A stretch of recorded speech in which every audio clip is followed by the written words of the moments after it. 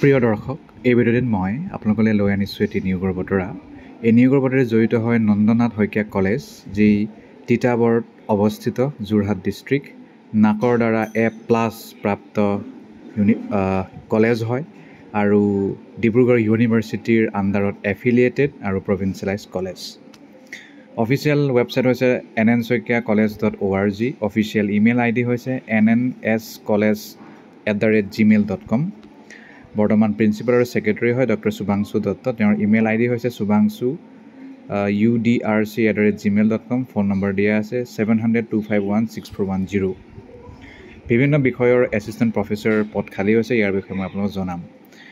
Advertisement. Principal Nandanath Saikia college Titabar invites eligible candidates for walk in interview for contractual post. Direct ইণ্টাৰভিউত আহি ইণ্টাৰভিউত performance দেখুৱাই আপোনালোকে চাকৰিটো পাব পাৰিব। 6 ছেপ্টেম্বৰ তাৰিখে ইণ্টাৰভিউ হ'ব 11 বজাত আৰু এই সম্পূৰ্ণ পদসমূহ পূৰণ কৰা হ'ব 4 বছৰীয়া টিচাৰ এডুকেশ্যন প্ৰগ্ৰামৰ বাবে। 4 year integrated teacher education programme BA B.Ed BSc B.Ed Nandanath Saikia college Titabar Jorhat 785630 NCTE আণ্ডাৰত হ'ব। আৰু প্ৰথমে হেডৰ পদ খালী হৈছে প্ৰফেচৰ ইন এডুকেশ্যন নতুবা এছ'চিয়েট প্ৰফেচৰ ইন এডুকেশ্যন এটা পদ খালী।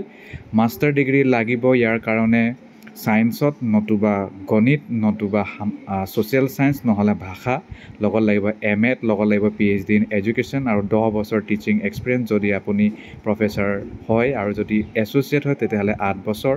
ইয়াৰ বাহিৰে UGC যিটো কৈছে সেই নিয়মমতে মানিব লাগিব। যদি ডিপ্ল'মা বা ডিগ্ৰী থাকে এডুকেশ্যনেল এডমিনিষ্ট্ৰেশ্যন বা লিডাৰশ্বিপত, তেতিয়াহ'লে আপোনাক ডিজাৰেবল বুলি কোৱা যাব। এয়া হৈছে প্ৰফেচৰ বা এছ'চিয়েট প্ৰফেচৰ পদৰ বাবে। ইয়াৰ বাহিৰে যদি আমি এছিষ্টেণ্ট প্ৰফেচৰৰ কথা কওঁ, assistant professor in liberal discipline and pedagogy, অসমীয়াৰ 2টা পদ খালী, ইংৰাজীৰ 2টা পদ খালী, ইকনমিক্সৰ 1টা পদ খালী, এডুকেশ্যনৰ 1টা পদ খালী, হিষ্ট্ৰী 1টা পদ খালী, পলিটিকেল ছায়েন্স 1টা পদ খালী, জিঅ'গ্ৰাফী 1টা পদ খালী। তাৰমানে master degree in Assamese, master degree in English, master degree in economics, master degree in education, master degree in history, master degree in political science, master degree in geography. আৰু কিছুমান বিষয়ত 2টা পদ খালী, যেনে অসমীয়া আৰু ইংৰাজী, বাকী সময়ত 1টা পদ খালী। ইয়াৰ কাৰণে মাষ্টাৰ ডিগ্ৰী আপোনাৰ নিজৰ বিষয়ত লগত 55% মিনিমাম লাগিব। লগত B.Ed থকাটো বাধ্যতামূলক, B.Edতো 55% লাগিব। লগত নেট নহ'লে স্লেট নহ'লে PhDটো থাকিবই লাগিব। যিকোনো এটা থাকিলেই হ'ব। এইবোৰ থকাৰ পিছত আপোনালোকৰ নেট নহ'লে স্লেট নহ'লে PhD থাকিলেও হ'ব। যদি MA কৰি থৈছে তেতিয়াহ'লে ডিজাৰেবল, নহ'লেও এপ্লাই কৰিব পাৰিব। আৰু MA আপোনালোকে স্পেচিয়েলাইজেশ্যন কৰা হ'ব লাগে ছেকেণ্ডেৰী এডুকেশ্যন নহ'লে PhD যদি এডুকেশ্যন আছে তেতিয়া আপোনালোকক ডিজাৰেবল কোৱা যাব, নহ'লেও এপ্লাই কৰিব পাৰিব। ইয়াৰ বাহিৰে ITEP BSc B.Edৰ কাৰণে assistant professor in liberal discipline and pedagogy আণ্ডাৰত এছিষ্টেণ্ট প্ৰফেচৰ ফিজিক্স 1টা পদ খালী, কেমেষ্ট্ৰি 1টা পদ খালী, মেথমেটিক্স 1টা পদ খালী, বটানী 1টা পদ খালী, জুলজি 1টা পদ খালী। ইয়াৰ বাবে আপোনাৰ মাষ্টাৰ ডিগ্ৰী নিৰ্দিষ্ট বিষয়ত লাগিব আৰু ইয়াৰ লগত 55% মিনিমাম মাৰ্কছ লাগিব। B.Ed থকাটো বাধ্যতামূলক, মিনিমাম 55% লাগিব। নাই নেট, নাই স্লেট, নাই PhD থকাটো বাধ্যতামূলক। ইয়াৰ বাহিৰে MA যদি আছে ছেকেণ্ডেৰী এডুকেশ্যন স্পেচিয়েলাইজেশ্যন কৰি তেতিয়াহ'লে ডিজাৰেবল, PhD ইন এডুকেশ্যন থাকিলেও ডিজাৰেবল, কিন্তু নাথাকিলেও এপ্লাই কৰিব পাৰিব। ইয়াৰ বাহিৰে এছিষ্টেণ্ট প্ৰফেচৰ ইন এডুকেশ্যনেল ষ্টাডিজৰ বিষয় 2টা পদ খালী, মাষ্টাৰ ডিগ্ৰী মানে MA থকা হ'ব লাগিব, মিনিমাম 55% বা ইয়াৰ সমপৰ্যায়ৰ গ্ৰেড। ইয়াৰ বাহিৰে নেট বা স্লেট বা PhD যদি কেনেবাকৈ মাষ্টাৰ ডিগ্ৰী কৰিছে চাইক'লজি নতুবা ফিল'চফি নতুবা ছ'চিয়লজি নতুবা ইয়াৰ সমপৰ্যায়ৰ বিষয়, তেতিয়াহ'লে আপোনালোকক ডিজাৰেবল বুলি কোৱা যাব।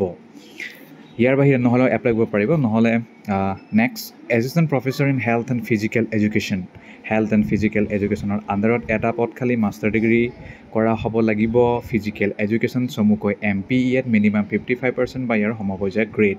এয়া খালী পাৰ্ট টাইম চাকৰি, বাকীখিনি ৰেগুলাৰ হয় কিন্তু পাৰ্মানেণ্ট নহয়। নেক্সট হৈছে assistant professor in art education 1টা পদ খালী, পাৰ্ট টাইম হ'ব। মাষ্টাৰ ডিগ্ৰী লাগিব পাৰফৰ্মিং আৰ্টছ বা ভিজুৱেল আৰ্টছ আৰু মিনিমাম 55% বা ইয়াৰ সমপৰ্যায়ৰ পদ। ইয়াৰ বাহিৰে কেৰিয়াৰ গাইডেন্স এণ্ড কাউন্সেলিং ডিপাৰ্টমেণ্টৰ আণ্ডাৰত এটা পদ খালী। ইয়াৰ কাৰণে ইয়াৰ লগত জড়িত গাইডেন্স এণ্ড কাউন্সেলিঙত qualification diploma degree certificate course কৰা হ'ব লাগিব।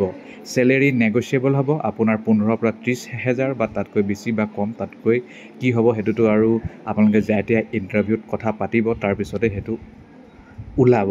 নেগচিয়েবল হয় বুলি কৈছে, তাৰমানে আপোনালোকে যদি চিলেকশ্যন পায় তেতিয়াহ'লে নেগচিয়েট কৰিব পাৰিব ইমান হ'লে ভাল হ'ব বুলি।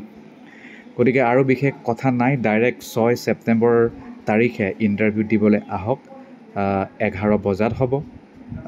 তাৰমানে 9-10টাত আহি পাই যাব লাগিব আৰু লগত এটা ছেট জেৰক্স কপি থাকিব লাগিব প্ৰত্যেক ডকুমেণ্টছৰ আৰু এটা অৰিজিনেল ছেটটো লৈ আনিব লাগিব। তাৰপিছত আৰু টিচিং ছাবজেক্ট লগত জড়িত বিভিন্ন প্ৰশ্নৰ সন্মুখীন হ'ব লাগিব। তাৰপিছত আৰু ফাইনেল চিলেকশ্যন লিষ্টটো ওলাব।